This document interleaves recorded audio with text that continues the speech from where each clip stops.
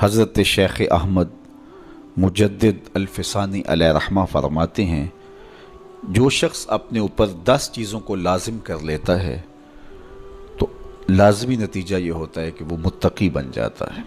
وہ 10 چیزیں کون سی ہیں؟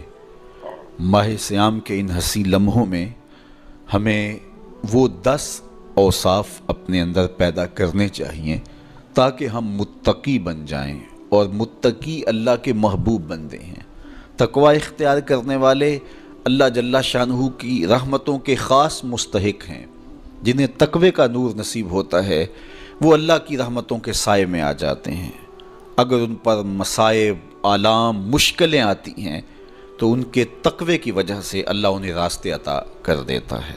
وَمَن يَتَّقِ اللَّهَ يَجْعَل لَّهُ مَخْرَجًا وَيَرْزُقْهُ مِنْ حَيْثُ لَا يَحْتَسِبُ۔ اللہ اکبر۔ ارشاد فرمایا کہ جو اللہ سے ڈرتا ہے، تقوی اختیار کرتا ہے، اس کے لیے ہم مصیبت سے نکلنے کے راستے پیدا کر دیتے ہیں، اور اللہ جل شانہ اس کے لیے وہاں سے رزق عطا کرتا ہے جہاں سے اسے گمان بھی نہیں ہوتا ہے۔ تو یہ تقوی کا نتیجہ ہے جو اہل تقوی کو نصیب ہوتا ہے۔ تو حضرت شیخ نے 10 وہ امور بتائے جو اپنے اوپر لازم کر لینے سے تقوی نصیب ہوتا ہے۔ سب سے پہلی بات آپ فرماتے ہیں زبان کو غیبت سے بچائے۔ اتقاء کے حصول کے لیے زبان کو پاک کرنا ضروری ہے۔ انسان کے زیادہ تر گناہ اس کی زبان کی وجہ سے ہیں، اور غیبت یہ بدترین عمل ہے، اور اس کو بدکاری سے بھی برا قرار دیا گیا ہے۔ الغیبت اشد من الزنا۔ تو اپنی زبان کو غیبت سے بچائے۔ دوسری بات ارشاد فرمائی کہ بدظنی سے بچے، کسی سے خواہ مخواہ بدگمان ہو جانا اور اپنے دل کو کسی کے لیے میلا کر لینا اور اس کی بدگمانی دل میں پالنا، تو یہ تقوی کے منافی ہے۔ تو کسی کی بدگمانی سے، بدظنی سے اپنے دل کو بچائے، زبان کو غیبت سے بچائے، دل کو بدگمانی سے بچائے، اور مسخرہ پن سے بچے۔ بات بات پہ ٹھٹھے مار کے ہنسنا اور اس طرح کی زندگی بسر کرنا۔ اور آج کل تو جب بھی دوست احباب اکٹھے بیٹھتے ہیں تو سنجیدہ اور متین باتیں کم ہوتی ہیں، زیادہ وقت لطیفوں میں ہی کٹ جاتا ہے۔ انسان کو خوش مزاج ہونا چاہیے، اس کی طبع میں شگفتگی ہونی چاہیے، لیکن شگفتگی، خوش مزاجی اور مسخرہ پن میں فرق ہے، اس کو سمجھنا چاہیے۔ سنجیدہ اور متین زندگی یہ مومن کی زینت ہے، انسانیت کا حسن ہے۔ اس لیے تقوی کے حصول میں مانع ہے مسخرہ پن۔ اگر کوئی شخص متقی بننا چاہتا ہے تو اس کو سنجیدہ اور متین بننا ہوگا۔ طبیعت کی خوش مزاجی یہ معنی نہیں ہے، لیکن مسخرہ پن اور چیز ہے، اس سے روک دیا گیا۔ چوتھی چیز حضرت شیخ احمد فرماتے ہیں کہ اپنی آنکھ کو حرام سے بچائے۔ اپنی آنکھ کی حفاظت کرنے سے تقوی حاصل ہوتا ہے۔ جب آنکھ خراب ہوتی ہے تو دل خراب ہوتا ہے، جب دل خراب ہوتا ہے تو پھر پورا بدن خراب ہو جاتا ہے۔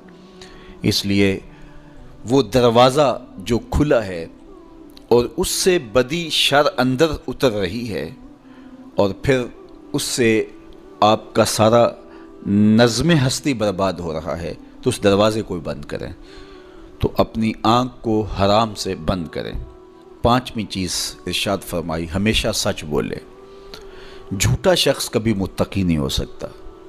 اتقاء کے حصول کے لیے اپنے آپ کو سچ کا خوگر بنانا ہوگا۔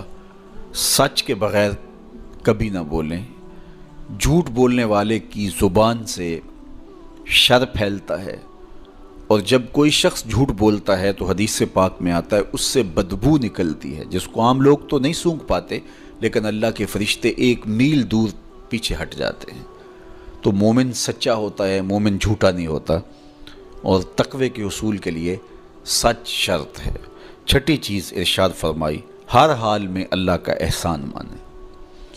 جب کوئی بھی انسان پر بہتری آئے تو اس وقت یہ کہے کہ یہ میرے رب کا احسان ہے کہ مجھے یہ حاصل ہوا ہے۔ بہت سارے لوگ اپنی محنت کا نتیجہ قرار دیتے ہیں کہ یہ میں نے کیا تو اس کے نتیجے میں یہ ملا۔ بسا اوقات آپ کتنا سیدھا کام کر رہے ہوتے ہیں، کتنی محنت کر رہے ہوتے ہیں، لیکن نتیجہ اس کے برعکس آ رہا ہوتا ہے۔ سیدنا علی المرتضیٰ رضی اللہ تعالیٰ عنہ فرماتے ہیں میں نے اللہ کو اپنے ارادوں کی شکست سے پہچانا، تو یہ اس کی کرم نوازی ہے کہ اس نے ایسا کر دیا۔ صحت میرا کمال نہیں، یہ اللہ کی عطا ہے۔ علم میرا کمال نہیں، یہ اللہ کی عطا ہے۔ لہجوں کی خوبصورتی یہ اس کی عطا سے ممکن ہے۔ اس نے آنکھوں میں روشنائی رکھی، اس نے توفیق عمل نصیب فرما دی، اس نے اچھائی کی راہوں پہ گامزن کیا۔ ماہ صیام میں روزہ رکھنے کی توفیق ہوئی، صلاۃ التراویح میں حاضری کا موقع میسر آیا، دیگر صالح اعمال تلاوت کلام مجید نصیب ہوئے، تو مت سمجھے کہ یہ کوئی میرا کمال ہے۔ اللہ کا احسان مانے گا تو غرور پیدا نہیں ہوگا، تکبر پیدا نہیں ہوگا۔ تو ہر حال میں اللہ کا احسان مانے، جو بھی خیر اس کو ملے وہ کہے یہ میرے رب کی طرف سے ہے، اور اگر اس کا کرم نہ ہوتا تو یہ عمل مجھے نصیب نہ ہوتا۔ اور کتنے عمل ہیں کہ نصیب ہونے کے بعد عجب سے، تکبر سے، ریاکاری سے برباد ہو جاتے ہیں۔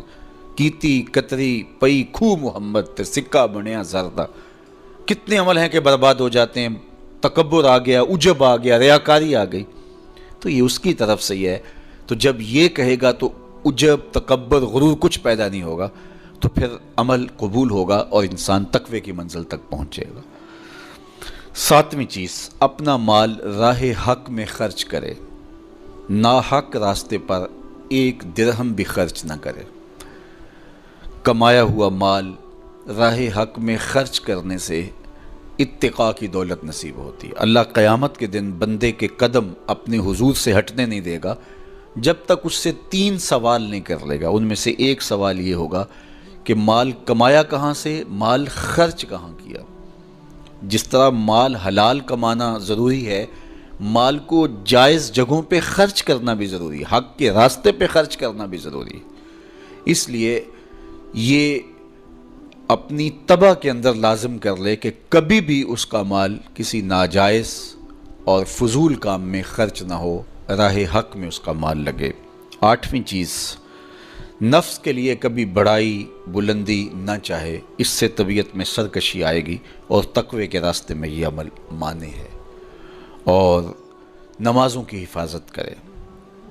نمازوں کی اگر حفاظت نہیں کرتا تو باقی سارے عمل اس کے پاس ہیں، تو وہ متقی کیسے بن سکتا ہے؟ چونکہ یہ تو اسلام کا بنیادی فریضہ ہے جو اہل ایمان پر لازم کیا گیا ہے، جو کسی صورت کے اندر بھی، حتیٰ کہ حالت بیماری کے اندر بھی معافی جس کی نہیں ہے، سفر کے اندر بھی نماز کی معافی نہیں، مختصر کر دی گئی، قصر کر دی گئی، لیکن معافی نہیں دی گئی، حالت جنگ کے اندر بھی اس کی معافی نہیں ہے۔